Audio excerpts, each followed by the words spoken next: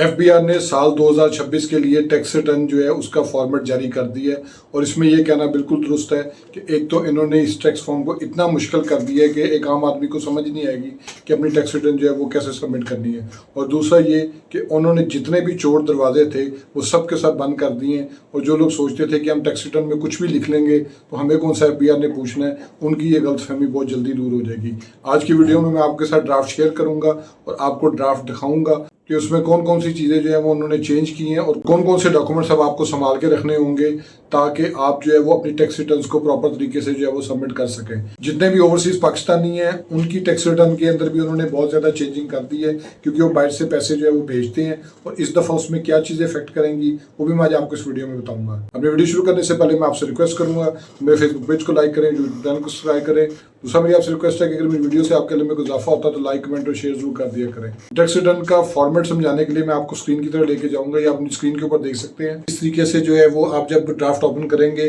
तो आपसे जो है ये कुछ सवाल पूछे जाएंगे जिसमें आपका सोर्स ऑफ इनकम पूछा जाएगा और साथ आपसे ये पूछा जाएगा कि आप पिछले 183 दिनों के अंदर पाकिस्तान में मौजूद थे या पाकिस्तान से बाहर थे। जैसे ही आप ये मुकम्मल कर लेंगे तो जो सबसे पहला क्वेश्चन आपसे पूछा जाएगा वो ये है कि आपको समरी ऑफ इकोनॉमिक ट्रांजैक्शन जो है वो आपके सामने आ जाएंगी। अब इसमें क्या होगा कि इसमें ये होगा कि जो आपका withholding tax as a withholding कटा हुआ है उसकी सारी तफसीलात आपके सामने आ जाएंगी। जो आपका टैक्स आज तक कटा है एक फाइनेंशियल ईयर के अंदर 2025-26 के अंदर, तो आपको वो सारी समरी जो है वो आपके पास अवेलेबल होगी। फिर उसके अलावा जो अगर आपने कोई टैक्स डिडक्ट किया है तो उसकी समरी भी आपके पास जो है वो अवेलेबल होगी। फिर इसी तरह अगर आपका जो है वो सेल्स टैक्स के साथ आप रजिस्टर्ड है, यानी आप सेल्स टैक्स का भी आपके साथ जो है रजिस्ट्रेशन मुकम्मल हो चुकी है, उसका भी आपका STRN बना हुआ है, तो वो भी जो है वो आपके सामने जो है वो रिकॉर्ड के तौर पे जो है वो विजिबल होगा। यानी कि आपका रिकॉर्ड जो है पहले ही नामा माल जो है वो आपके सामने रख दिया जाएगा। उसके बाद आप देखेंगे कि जैसे ही आप इनकम फ्रॉम सैलरी इनकम अगर आपकी है तो इनकम फ्रॉम सैलरी को आप सेलेक्ट करते हैं तो आपसे इस दफ़ा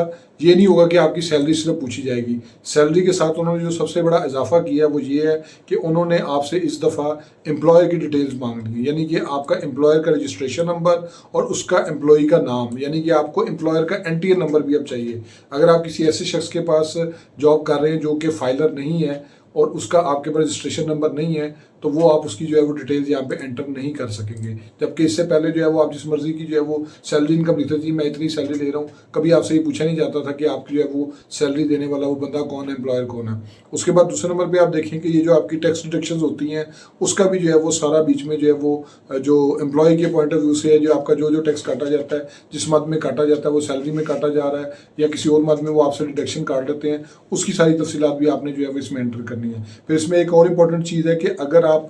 इनकम फ्रॉम प्रॉपर्टी भी डिक्लेयर करें जी कि मेरे पास कोई रेंटल प्रॉपर्टी है जिसका मुझे जो है वो रेंट आता है, तो अब सिर्फ वो नहीं होगा कि आपने उसमें जो है वो इनकम फ्रॉम रेंट लिख दिया है तो आपका जो है वो ओके हो गया काम जी कि ठीक है जी मेरी इतनी इनकम है। इस दफ़ा जो मेजर चेंज आया है उसमें वो ये है कि आपको इसमें प्रॉपर्टी भी एंटर करनी पड़ेगी कि ये वाली मेरी प्रॉपर्टी है, इसका मुझे जो है वो रेंट आता है। उसकी प्रॉपर्टी का जो लिस्ट करने का तरीकेकार उन्होंने दिया है वो बहुत ज़्यादा जो है वो डिफ़िकल्ट है क्योंकि इसमें आपकी एक एक पर्सनल चीज़ जो है वो बीच में आएगी और वो किस तरीके से आएगी, आपको एड्रेस भी देना है, आपने प्रॉपर्टी की टाइप बतानी है कि रेजिडेंशियल है, कमर्शियल है, उसकी सब टाइप बतानी है, उसको आपने हासिल कब किया, कब खरीदी, उसका एरिया कितना है, उसका यूनिट कौन सा है, उसका एक्विजिशन कॉस्ट कितनी है, कितने की खरीदी है, फिर उसका मुकम्मल एड्रेस, वो प्लॉट है, फ्लैट है, हाउस नंबर, शॉप नंबर, सारी तफसीलात आपने जो है वो अब अपने टैक्स रिटर्न के अंदर उस प्रॉपर्टी को लेके जो है वो शामिल करनी है जिसकी आपने रेंटल इनकम जो है वो शो करवाई होगी। फिर इसके साथ ही आपने जो है वो प्रॉपर्टी अगर 1 है, 2 है, 3 है, वो सारी प्रॉपर्टीज आपने जो है वो इसमें एंटर करनी है। फिर इसके साथ जब आप आगे मजीद देखेंगे तो आपकी जो इसमें डिडक्शंस होती है उसमें आपने कोई जो उस बिल्डिंग का जो है वो इंश्योरेंस दी है, कोई आपने प्रॉपर्टी टैक्स दिया है, कोई ग्राउंड रेंट है, कोई रेनोवेशन की है, कोई आपने उसके अगेंस्ट लोन लिया हुआ है, ये एक एक चीज़ जो है वो आपने जो है वो इसमें अब शामिल करनी है। इसके अलावा अब आपका उसमें गुजारा नहीं होगा। फिर इसके अलावा आप देख सकते हैं कि इनकम फ्रॉम बिजनेस का जो टैब होता है उसमें तो खैर एक काफ़ी ज़्यादा डिटेल चीज़ें हैं, लेकिन उसमें मैं आपको सिर्फ मोटी मोटी चीज़ें बता देता हूँ कि इसमें आपको जो है वो जो चीज़ एंटर करनी है वो ये है कि आपने उसमें भी जो है वो आपकी जो डिडक्शंस हो रही हैं, वो आपने इंश्योरेंस है, प्रोफेशनल चार्जेस है, इररिकवरेबल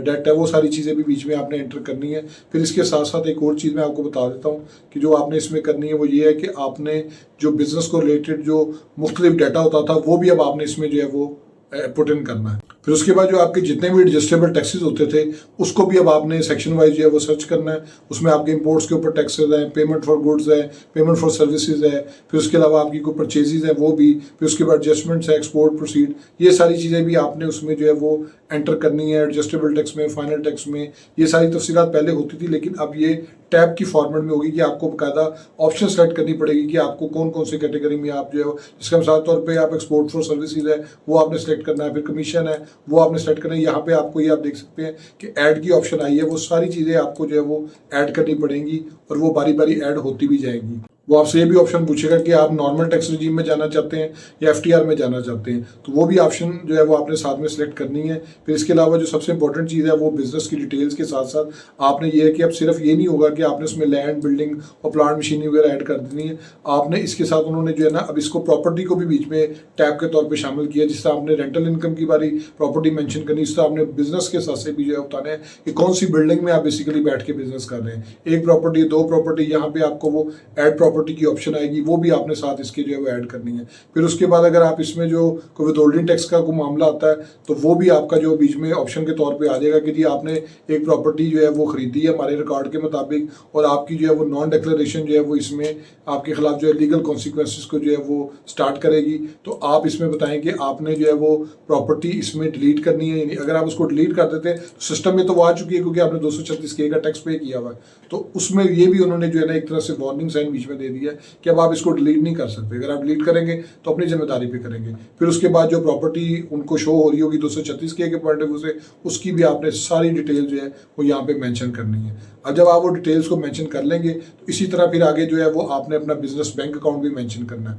क्या पहले आपकी बिजनेस की प्रॉपर्टी आ गई, फिर इसी तरह आपने जो है वो अपने बिजनेस का बैंक अकाउंट जो है वो एंटर करना है, यानी आप किस बिजनेस में जो आप बिजनेस कर रहे हैं उसका आपका जो बिजनेस बैंक अकाउंट है वो कौन सा, उसका IBN नंबर, उसका अकाउंट टाइटल, उसको कौन से बैंक में, वो भी आपने जो है ना बैंक का नाम भी बेसिकली बीच में जो है वो मेंशन करना है। ये सारी तफसीलात भी आपने देनी है। फिर उसके बाद आपकी जो मोटर व्हीकल है जो बिजनेस पर्पज़ के लिए यूज़ हो रही है उसमें आपने मोटर व्हीकल की डिटेल देनी है, उसका रजिस्ट्रेशन नंबर एंटर करना है, चेसी नंबर एंटर करना है, उसका मेक कौन सा है, वो होंडा का है, टोयोटा का, वो जो सी गाड़ी है वो आपने मेंशन करना है। फिर साथ में आपने उसका मॉडल नंबर भी जो है वो मेंशन करना है कि 2006 मॉडल है, 10 मॉडल है, 15 मॉडल है, वो तफसीलात भी अब आपने इसमें जो है वो ऐड करनी है। फिर उसके साथ आप देख सकते हैं जो भी प्रॉपर्टी आप सेल करेंगे या एक्सचेंज करेंगे उसकी वो डिटेल पूछ रहे हैं कि अगर आपने कोई प्रॉपर्टी अपनी डिलीट की है तो वो आपने किस तरह की है, आपने उसको सोल्ड किया है या एक्सचेंज किया है किसी के साथ या आपने उसको गिफ्ट किया है। तो ये आपको ऑप्शन बीच में जो है वो आप सिलेक्ट करनी पड़ेगी कि आपने प्रॉपर्टी को डिस्पोज ऑफ कैसे किया है। और जैसे ही आप डिस्पोज ऑफ करेंगे तो वो साथ ही आपको जो है वो बीच में आ जाएगा जी कि वो प्रॉपर्टी है कौन सी,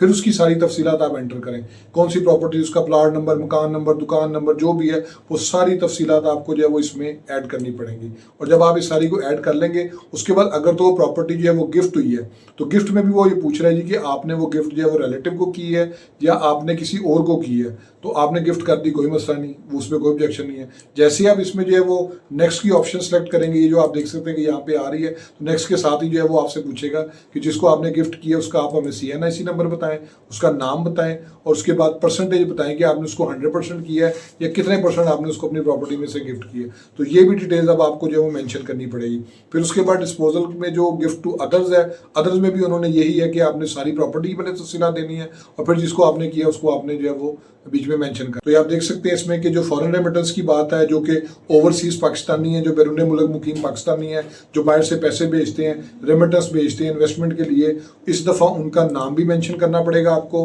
फिर उसके बाद जो है आपका उस बंदे से तल्लक क्या है वो भी आपको बताना पड़ेगा। फिर इसके अलावा जो है वो जिस कंट्री में मुकीम है वो भी आपको बताना पड़ेगा। ये तफसीलात भी आपको इस दफ़ा एंटर करनी पड़ेगी। इसके अलावा आपकी फॉरेन रेमिटेंस की जो है वो मामला आगे नहीं बढ़ सकेगा। तो ये देखा आपने उन्होंने कितनी ज़्यादा चेंजेस है वो कर दी हैं और इस दफ़ा आपको ये सारे डॉक्यूमेंट्स इस लाइनअप में जो है वो संभाल के रखने पड़ेंगे क्योंकि इसके बगैर आप अपनी टैक्स रिटर्न को मुकम्मल ही नहीं कर पाएंगे। होप्स आपको ये वीडियो पसंद आई होगी। मेरे फेसबुक पेज को लाइक करें, यूट्यूब चैनल को सब्सक्राइब करें ताकि लीगल टॉपिक्स रिलेटेड इस तरह एडवाइस मैं आपसे शेयर करता रहूँ। Thank you for watching.